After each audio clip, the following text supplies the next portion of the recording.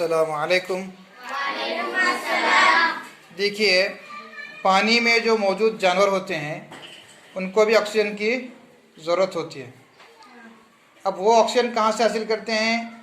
पानी में घुली हुई ऑक्सीजन हासिल करते हैं। अब पानी में हवा घुली हुई है, इसका क्या सबूत है?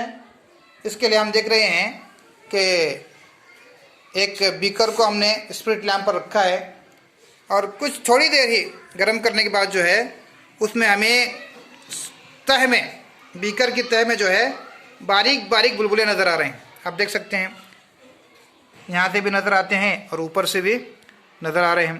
तो ये बारीक बारीक बुलबुले किस चीज़ के हैं? ये हवाई है जो पानी में मौजूद है, क्योंकि बुलबुले किसके बनते हैं? हवा के। ये पता है हमें। तो ये बारीक बारीक जो बुलबुले हो रहे हैं वो भी क्या के हैं? हवा के हैं।